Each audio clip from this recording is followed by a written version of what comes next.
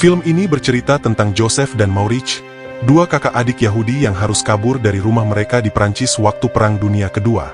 Hidup mereka berubah total, dari yang biasa-biasa aja, jadi penuh bahaya dan perjuangan.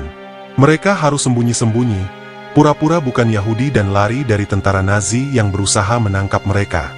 Di perjalanan, mereka bertemu orang-orang baik yang bantuin, tapi juga harus kehilangan banyak hal berharga. Meski begitu, mereka tidak pernah nyerah, karena keluarga dan kebebasan itu penting banget. Kisah mereka penuh haru, seru, dan ngingetin kita buat terus berani berjuang, walau dunia sedang tidak bersahabat. Sebelum ceritanya dimulai, sebaiknya kalian subscribe dulu, agar tidak ketinggalan cerita seru selanjutnya. Cerita dimulai ketika seorang bocah bernama Yosef berjalan pelan dengan tubuh lelah, seperti habis menempuh perjalanan jauh. Ia lalu duduk dan pikirannya melayang, mengingat kejadian 2,5 tahun yang lalu, saat musim dingin tahun 1941.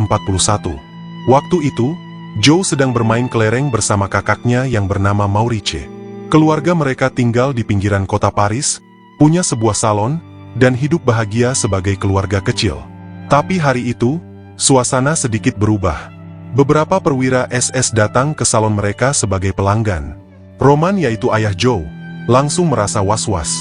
Ia tahu betul betapa berbahayanya situasi itu karena mereka sekeluarga adalah orang Yahudi. Para perwira SS mulai melontarkan hinaan terhadap kaum Yahudi, tanpa tahu bahwa orang-orang di dalam salon itu sendiri adalah Yahudi. Akhirnya, Roman tak tahan lagi dan mengakui bahwa dirinya memang seorang Yahudi. Begitu pengakuan itu keluar, suasana langsung berubah mencekam. Waktu berlalu. Masuk bulan Mei 1942, kehidupan orang Yahudi makin terbatas. Mereka diwajibkan memakai lencana berbentuk bintang Daud berwarna kuning sebagai penanda. Di sekolah, Joe jadi sasaran ejekan teman-temannya gara-gara lencana itu. Melihat adiknya diganggu, Maurice langsung turun tangan. Perkelahian pun tak terhindarkan. Saat pulang sekolah, teman baik Joe yang bernama Zerati menukar sekantong keripik kerereknya dengan bintang yang dipakai Joe. Joe sempat ragu, tapi akhirnya dia menyerahkan bintang itu. Sesampainya di rumah, mereka disambut hangat oleh ibu mereka. Tapi Maurice merasa ada yang aneh dari sikap kedua orang tuanya. Tanpa banyak basa-basi, Roman akhirnya bicara terus terang. Melihat situasi yang makin buruk bagi orang Yahudi, dia memutuskan bahwa malam itu juga, Joe dan Maurice harus pergi ke zona bebas. Sementara itu, ayah dan ibu mereka baru akan menyusul keesokan harinya. Roman memberikan peta, beberapa catatan, dan uang sebesar Rp200.000 sebagai bekal untuk naik kereta dan perjalanan mereka.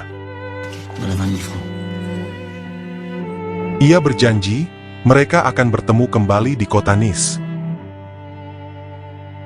Sebelum mereka berangkat, Roman dengan serius mengingatkan kedua anaknya untuk tidak memberitahu siapapun bahwa mereka adalah orang Yahudi. Demi memastikan Joe bisa menahan tekanan jika ditanya, Roman bahkan menamparnya berkali-kali sebagai latihan. Meski keras, itu adalah cara satu-satunya untuk melatih Joe agar tak terpancing saat menghadapi bahaya. Singkat cerita, Joe dan Maurice akhirnya berangkat menuju stasiun. Saat mereka tiba, stasiun Paris sudah penuh sesak oleh warga yang juga berusaha mengungsi. Mereka harus berdesak-desakan untuk bisa masuk ke dalam kereta. Begitu mendapat tempat duduk, Joe membuka catatan dari ibunya dan membacanya lagi. Di situ tertulis bahwa mereka harus turun di kota Dax. Kereta pun mulai berjalan. Joe hanya bisa menatap keluar jendela, dan pikirannya dipenuhi rasa khawatir tentang keadaan ayah dan ibunya. Pagi harinya, ia terbangun karena tiba-tiba semua orang panik dan melompat keluar dari kereta, dan suasana langsung mencekam. Dari jendela, Joe melihat beberapa penumpang yang melompat langsung karena diberondong tembakan oleh tentara Jerman. Tak lama kemudian, kereta berhenti di kota Dax. Tapi sebelum penumpang turun, tentara Jerman melakukan pemeriksaan dokumen. Joe dan Maurice pun mulai panik. Untungnya, ada seorang pria baik hati yang berpura-pura menjadi ayah mereka. Ia memberi mereka sebuah apel, seolah-olah mereka adalah anak kandungnya. Untuk mengurangi risiko, Maurice juga membuang catatan petunjuk dari ibu mereka. Aksi itu pun berhasil, dan tentara Jerman tak mencurigai apapun, lalu mereka berhasil keluar dengan selamat. Perjalanan dilanjutkan dengan bus menuju kota berikutnya. Tapi setibanya di sana, mereka pun kebingungan. Semua petunjuk arah sudah tidak ada, karena catatan dari ibu mereka tadi sudah dibuang. Mereka sempat bingung harus kemana, tapi untungnya tak lama kemudian, mereka bertemu dengan seseorang yang bersedia membantu mereka menuju zona aman. Setelah proses tawar-menawar yang cukup alot, akhirnya mereka sepakat dengan harga tertentu dan akan berangkat malam itu juga. Sambil menunggu waktu, Joe dan Maurice hanya bisa berjalan ke sana kemari tanpa tujuan jelas, mencoba menghabiskan waktu sambil menenangkan diri. Malam pun semakin larut. Waktu yang dijanjikan hampir tiba. Tapi orang yang mereka tunggu yaitu Raymond, belum juga muncul. Joe dan Maurice pun mulai gelisah. Malam sudah makin larut, tapi orang yang mereka tunggu belum juga datang. Sialnya, di tengah kegelisahan itu, mereka hampir saja dipergoki oleh tentara Jerman yang sedang berpatroli. Untungnya, tak lama kemudian Raymond akhirnya muncul. Tanpa buang waktu, mereka langsung masuk ke hutan, berusaha menyelinap melewati penjagaan tentara Jerman. Suasana hutan gelap dan dingin, ditambah lagi terdengar suara berondongan senjata dari kejauhan. Tentara Nazi tampaknya sedang beraksi. Tiba-tiba dari semak-semak, muncul seorang pria tua yang membuat mereka kaget setengah mati. Ternyata, bapak itu juga sedang mencari jalan ke zona aman dan meminta bantuan untuk ikut bersama mereka. Setelah semalaman berjalan membelah hutan yang seakan tak berujung, akhirnya mereka berhasil tiba di zona aman. Di sana, mereka beristirahat sejenak di sebuah lumbung gandum, lalu mencoba memulihkan tenaga yang terkuras. Keesokan paginya, perjuangan kembali berlanjut. Kali ini mereka harus berjalan kaki menuju kota berikutnya. Tapi masalah kembali muncul, dan kaki Joe pun terluka. Karena itu, Maurice harus menggendong adiknya sambil terus berjalan, walau tenaganya sendiri hampir habis. Untungnya nasib baik datang lagi, dan seorang peternak babi yang kebetulan lewat, menawarkan tumpangan. Joe dan Maurice pun diantar sampai ke kota terdekat. Dari situ, mereka melanjutkan perjalanan dengan berjalan kaki, tapi kali ini mereka sepakat untuk tidak lewat jalan utama demi menghindari patroli Jerman. Perjalanan terasa sangat panjang dan melelahkan. Tapi semua itu terbayar saat mereka akhirnya tiba di kota Nice. Kota ini berada di bawah kekuasaan Italia, dan selama masa perang, tempat ini cukup aman bagi orang-orang Yahudi. Setibanya di sana, Joe dan Maurice langsung berusaha mencari orang tua mereka. Dan akhirnya, perjuangan mereka berbuah manis. Keluarga kecil itu bisa berkumpul kembali seperti dulu, seperti sebelum semuanya berubah. 3 bulan pun berlalu. Kehidupan Joe dan keluarganya mulai kembali seperti semula. Tidak ada lagi ketakutan di wajah Joe. Mereka bisa bernapas lega, hidup dengan tenang, dan untuk sesaat seolah lupa bahwa perang masih berlangsung di luar sana.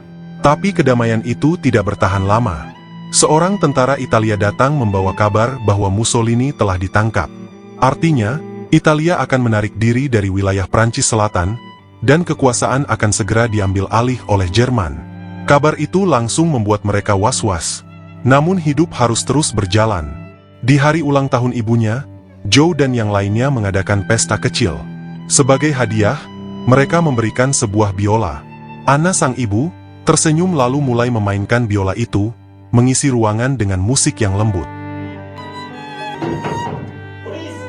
Tapi momen hangat itu mendadak terganggu. Kemudian terdengar ketukan di pintu, polisi pun datang ke rumah mereka, lalu panik pun langsung melanda. Semua orang buru-buru mencari tempat bersembunyi. Polisi Prancis ternyata datang untuk mencari Henry dan Albert, yang kabarnya harus ikut program kerja wajib. Roman berusaha tenang dan mengatakan bahwa kedua anak itu tidak ada di rumah. Tapi polisi tetap masuk dan mulai memeriksa identitas semua orang. Anna akhirnya keluar dari persembunyian untuk membantu Roman menyembunyikan jati diri mereka yang sebenarnya adalah Yahudi. Beruntung, para polisi itu tidak curiga. Tapi kejadian itu jadi pertanda jelas. Tentara Jerman benar-benar akan datang ke Nice, dan di sini situasinya tidak aman lagi. Akhirnya mereka terpaksa berpisah lagi, kemudian Joe dan Maurice harus tinggal di sebuah kamp Katolik milik pemerintah di kota Nice. Di sana, mereka kembali harus menyembunyikan identitas mereka sebagai orang Yahudi. Perpisahan itu diwarnai dengan pelukan hangat dan air mata. Harapan untuk hidup damai harus mereka simpan kembali.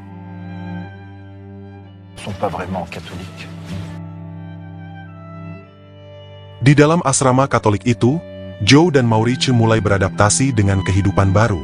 Mereka berkenalan dengan beberapa teman, termasuk Angel yang berasal dari Aljazair dan Felix. Tapi Felix langsung memperingatkan mereka untuk tidak pernah mengaku sebagai Yahudi. Joe dan Maurice tentu saja menyangkal. Mereka mengatakan bahwa mereka bukan Yahudi. Bahkan saat jam olahraga, Joe dan Maurice sepakat berpura-pura bahwa mereka berasal dari Aljazair, demi menjaga rahasia dan keselamatan mereka. Joe dan Maurice pun sepakat satu hal penting, kalau suatu saat tertangkap, mereka akan tetap menyembunyikan identitas asli mereka sebagai Yahudi, apapun risikonya. Suatu hari di waktu senggang, mereka diajak Ferdinand ke kota Nice untuk mengambil sesuatu di pasar. Awalnya semua tampak biasa saja, tapi mobil mereka tiba-tiba berhenti di depan sebuah gerbang besar. Ferdinand turun dan berkata ke mereka, untuk tunggu di mobil selama 2 menit saja. Namun 2 menit berlalu, Ferdinand belum juga kembali. Maurice yang mulai bosan dan penasaran memutuskan untuk masuk, mencari tahu apa yang terjadi. Tapi setelah beberapa lama, dia juga tak kunjung kembali. Joe yang cemas akhirnya menyusul masuk. Tapi belum sempat melihat apa-apa, tiba-tiba sebuah pukulan keras mendarat di kepalanya. Ia langsung jatuh dan diseret oleh tentara Jerman, lalu dikurung dalam sebuah gudang. Dan di sana sudah ada Maurice. Barulah mereka sadar, semua ini adalah perangkap. Nazi dengan sengaja memasang jebakan untuk menangkap siapa saja yang mereka curigai sebagai orang Yahudi. Tak lama, mereka bertiga dibawa ke markas besar Nazi di kota Nice. Setibanya di sana, mereka diturunkan dari truk bersama banyak tahanan lainnya. Tangisan bayi terdengar di mana-mana, membuat suasana makin menyayat hati. Anak-anak dipisahkan dari orang tuanya, dan tidak ada yang tahu akan dibawa kemana. Sementara itu, Joe dan yang lainnya tidak langsung ikut antrean. Mereka justru dibawa ke sebuah ruangan lain, yaitu ruangan interogasi. Detik demi detik terasa panjang, karena mereka tahu satu kesalahan bisa membongkar semuanya. Lalu satu persatu dari mereka dipanggil masuk ke ruang interogasi. Ketegangan makin terasa saat akhirnya giliran Ferdinand yang masuk. Di dalam ruangan, dia ditanyai dan ditekan dengan berbagai pertanyaan. Awalnya dia tetap teguh, tidak mengakui bahwa dirinya adalah Yahudi. Tapi tekanan dari para tentara Jerman tidak berhenti sampai di situ. Dia dipukuli, diintimidasi, dan dipaksa mengaku. Setelah menerima siksaan bertubi-tubi, akhirnya Ferdinand pun menyerah. Dengan suara lemah, dia mengaku bahwa dirinya adalah Yahudi, dan bahkan seorang anggota pemberontak. Pengakuan itu jadi akhir baginya. Tak lama setelah keluar dari ruangan, terdengar suara tembakan dari luar, dan Ferdinand pun tewas seketika. Kini giliran Joe dan Maurice, lalu mereka dipanggil masuk. Sama seperti Ferdinand, mereka juga ditanyai tentang identitas mereka. Tapi keduanya tetap bersikeras, dan mereka bukan Yahudi. Saat itu para tentara Nazi tidak langsung percaya, lalu mereka berdua diarahkan untuk pemeriksaan fisik, tepatnya pemeriksaan penis, untuk melihat apakah mereka disunat, yang bisa jadi bukti bahwa mereka Yahudi. Di ruang pemeriksaan, mereka bertemu dengan seorang dokter bernama Rosen. Menariknya dokter ini ternyata juga seorang Yahudi, tapi meskipun begitu Joe dan Maurice tidak goyah. Mereka tetap menjalankan skenario awal, yaitu beralasan bahwa mereka berasal dari keluarga Katolik Aljazair yang juga punya tradisi sunat. Interogasi pun terus berlanjut dan kali ini mereka dipisahkan, dan masing-masing diinterogasi sepanjang malam. Untungnya karena mereka sudah menyusun cerita dari awal, semua jawaban mereka cocok. Mereka mengaku sebagai anak Katolik Aljazair yang pernah dibaptis di kota Nice. Karena alasan itu, Maurice diberi waktu 48 jam untuk menunjukkan surat baptis. Kalau tidak, Joe akan dikirim ke kamp konsentrasi. Setelah itu mereka dimasukkan ke dalam sebuah ruangan kecil. Joe tahu bahwa Maurice bisa saja kabur sekarang untuk menyelamatkan dirinya, tapi Maurice menolak. Dia berjanji sekuat tenaga akan kembali dan menyelamatkan adiknya. Tiba-tiba pintu pun terbuka, lalu seorang tentara memanggil nama Maurice. Dengan berat hati, Maurice pun pergi meninggalkan Joe yang sudah kelelahan. Di dalam ruangan yang sempit dan sunyi itu, Joe mulai berhalusinasi. Tubuhnya lemas, dan pikirannya kacau. Tapi untungnya di saat-saat genting itu, Dr. Rosen muncul dan memberinya semangat. Dia berbisik pada Joe, bahwa sebentar lagi dia juga akan pergi dari tempat itu. Dr. Rosen menghampiri Joe yang lemas di pojok ruangan, lalu dengan lembut ia menyerahkan kembali kalung klaren keberuntungan milik Joe yang sempat terlepas dari tangannya. Kalung itu seperti secercah harapan, benda kecil yang mengingatkan Joe untuk tetap bertahan. Tak lama kemudian, Dr. Rosen bersiap pergi bersama rombongan tahanan lainnya. Sebelum melangkah keluar, ia menoleh dan mengucapkan kalimat perpisahan pada Joe. Wajahnya menyeratkan kepedihan, seolah tahu mungkin mereka tak akan pernah bertemu lagi. Namun tak lama setelah itu, pintu kembali terbuka. Kali ini bukan tentara Jerman yang datang, tapi Maurice. Ia berhasil kembali, dan yang lebih penting ia membawa surat baptis palsu yang dibuat dengan bantuan kepala asrama dan Pastor Buffa. Dokumen itu adalah satu-satunya jalan keluar Joe dari tempat tersebut. Mereka pun akan segera dijemput kembali ke asrama. Hari-hari selanjutnya, Joe dan Maurice bekerja di dapur. Suatu hari mereka disuruh mengambil tomat di kebun. Tapi di saat hendak keluar, mereka menyadari sesuatu yang janggal. Seorang perwira Nazi sengaja membukakan gerbang dan berdiri di dekat sana dengan sikap mencurigakan. Awalnya mereka hampir saja melangkah keluar, tapi untungnya mereka melihat bayangan tentara Nazi lainnya yang bersembunyi dan bersiap menembak mereka. Ternyata itu jebakan, tapi untungnya, Pastor Buffa datang tepat waktu. Dengan bantuannya Joe dan Maurice bisa lolos dari situasi itu dan segera dijemput oleh kepala asrama. Saat masuk ke mobil, mereka terkejut sekaligus terharu. Ayah mereka yaitu Roman, ternyata ikut menjemput.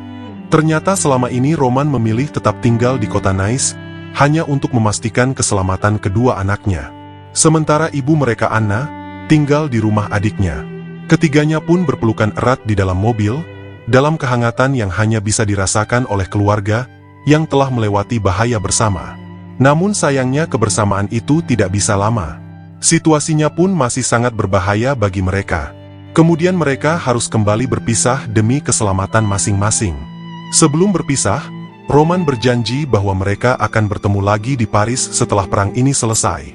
Beberapa malam kemudian, saat Joe dan Maurice tengah tertidur, mereka dibangunkan oleh suara telepon, dan ternyata itu telepon dari ibunya. Dengan bersemangat mereka pun menuju ruang telepon. Tapi sayangnya, bukan kabar baik yang mereka terima, tapi suara sang ibu terdengar gemetar. Ia memberitahu bahwa Roman telah ditangkap. Kemudian mereka berdua tak sempat berpikir lama. Mereka harus melarikan diri lagi. Tanpa arah yang jelas, Joe dan Maurice pun berjalan jauh, dan akhirnya memutuskan untuk bersembunyi sementara di sebuah kandang domba. Tempat itu memang kotor dan dingin, tapi hanya itu satu-satunya tempat aman yang mereka temukan. Singkat cerita, mereka akhirnya sampai di sebuah kota kecil. Untuk bertahan hidup, Joe mulai bekerja di toko buku milik keluarga yang mendukung Nazi, dan ia menjadi loper koran. Sementara itu, Maurice mendapat pekerjaan di toko roti. Meski hidup dalam ancaman setiap hari, mereka tetap bertahan, menyamar, dan menyimpan harapan bahwa suatu hari semuanya akan berakhir. Keluarga Manselir adalah sebuah keluarga Prancis konservatif pendukung rezim Vichy. Lalu secara perlahan mulai menyayangi Joe seperti anak kandung mereka sendiri. Mereka tak pernah mencurigai sedikit pun bahwa remaja yang kini membantu di toko buku mereka adalah seorang Yahudi yang sedang dalam pelarian. Bahkan Joe pun terlihat mulai jatuh hati kepada Francoise, yaitu putri Tuan Manselir yang lembut dan cerdas. Hari-hari pun berjalan, dan Joe mulai terbiasa dengan kehidupannya sebagai loper koran. Ia menjajakan berita propaganda Nazi ke berbagai sudut kota. Tapi tiap langkahnya selalu berhati-hati. Seringkali ia mampir ke toko roti tempat Maurice bekerja untuk mengantar koran. Dari sinilah mereka saling bertukar informasi. Maurice yang sudah terhubung secara diam-diam dengan kelompok pemberontak lokal, menunjukkan kepada Joe sebuah ruangan rahasia di belakang toko. Di sanalah pesan-pesan rahasia dikirim dan diterima oleh para kurir gerakan perlawanan. Tapi sayangnya, keheningan itu tak berlangsung lama. Polisi Vichy tiba-tiba menggerebek toko, lalu salah satu petugasnya adalah Raoul, yaitu kakak Francoise sendiri. Ia adalah loyalis fanatik Nazi yang dikenal kejam dan tanpa kompromi. Situasi pun menjadi tegang, namun beruntungnya berkat kedekatan mereka dengan keluarga Manselir, Joe dan Maurice tidak dicurigai. Mereka kembali lolos untuk kesekian kalinya. Beberapa hari kemudian Joe mendapat undangan makan malam dari Tuan Manselir. Meja makan menjadi ajang diskusi politik yang panas. Raoul duduk dengan penuh keangkuhan, yang membanggakan Hitler dan mengutuk Yahudi sebagai akar segala masalah di Eropa. Joe yang mendengarnya hanya bisa menahan amarahnya.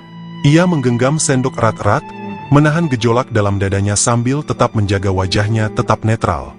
Namun tidak semua momen dipenuhi tekanan. Hubungan Joe dan Francoise pun semakin erat. Di sore hari yang tenang, mereka berjalan bersama di tepian kota, berbincang soal masa depan, mimpi dan rasa sepi yang mereka rasakan di tengah perang. Joe yang mulai percaya sepenuhnya kepada Francoise, akhirnya berniat untuk mengungkap identitas aslinya. Tapi sebelum ia sempat berbicara, keduanya dikejutkan oleh pemandangan mengerikan di bawah jembatan. Di sana, sejumlah pemberontak ditangkap dan dibariskan. Raoul berdiri tanpa rasa iba, menembak satu persatu mereka dalam eksekusi terbuka. Lalu Francoise menutup mulutnya, dan menahan tangis. Malamnya situasi semakin memburuk. Jendela toko buku keluarga Manselir dihancurkan oleh sekelompok milisi yang mencurigai toko itu menyimpan buku-buku berbahaya dan tidak sejalan dengan doktrin Nazi. Tuan Manselir pun marah besar, tapi tak satu pun dari mereka benar-benar memahami apa yang sedang terjadi di bawah permukaan kota ini. Semua itu hanya permukaan dari kengerian yang lebih dalam. Joe tahu waktunya di kota itu tak akan lama, dan rasa cintanya kepada Francoise seindah apapun harus tunduk pada realitas paling kejam dalam sejarah. Melihat kekalahan Jerman yang sudah tinggal menunggu waktu, keluarga Manselir memutuskan untuk memindahkan Francoise ke rumah saudaranya di luar kota. Kabar besar akhirnya tiba. Paris telah resmi dibebaskan, lalu Nazi mundur dan pasukan sekutu masuk ke kota itu. Warga Prancis pun tumpah ruah ke jalan, lalu merayakan kemerdekaan mereka seakan dunia telah kembali ke porosnya. Tapi di sisi lain kota, dendam mulai menuntut balas.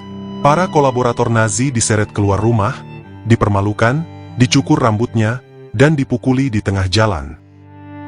Di tengah kekacauan itu, Joe hanya bisa memikirkan satu hal, yaitu keluarga Manselir. Kemudian Joe berlari sekencang mungkin, menerobos kerumunan massa, dan menuju toko buku tua yang dulu menjadi tempat perlindungannya. Di tengah jalan Tuan Manselir dan keluarganya dipukuli oleh warga desa yang mengira mereka pro-Nazi. Tanpa ragu Joe meneriakkan sesuatu yang selama ini ia sembunyikan dari dunia, bahwa Tuan Manselir telah melindungi seorang Yahudi, yaitu dirinya selama perang berlangsung. Suara Joe memecah kerumunan, dan semua orang terdiam sejenak. Tuan Manselir pun tertegun, lalu mereka akhirnya tahu siapa Joe sebenarnya. Dan walaupun kaget, mereka bersyukur karena kebaikan yang mereka lakukan ternyata telah menyelamatkan nyawa. Namun sayang Francoise sudah pergi. Kemudian Joe berusaha menyusul, tapi itu semua terlambat. Ia hanya bisa memandangi jalan kosong di ujung kota, berharap setidaknya Francoise tahu bahwa ia pernah dicintai oleh seorang pemuda Yahudi yang tak sempat berkata jujur. Singkat cerita, Joe akhirnya menuju Paris. Ia menyusul Maurice dan disinilah cerita kembali ke titik awal. Joe berjalan menyusuri jalanan kota yang dulu pernah menjadi rumahnya. Kini ia kembali sebagai anak muda yang tak lagi sama. Di depan rumah lamanya ia disambut oleh keluarganya, yaitu Anna, Maurice, dan adik-adiknya memeluknya dengan erat. Wajah mereka memancarkan kebebasan yang dulu hanya bisa mereka impikan. Tapi kebahagiaan itu tak lengkap. Roman ayah mereka tak pernah kembali. Ia ditangkap, disiksa dan akhirnya tak selamat. Joe menatap kosong ke arah langit, lalu memeluk ibunya dan menangis sejadi-jadinya. Dan film pun selesai, dengan satu pesan sunyi yang menyentuh, bahwa dalam perang, tidak ada pahlawan yang menang tanpa kehilangan, dan tidak ada luka yang benar-benar bisa sembuh. Semoga dapat diambil pelajarannya, dan sampai jumpa di alur cerita film seru selanjutnya.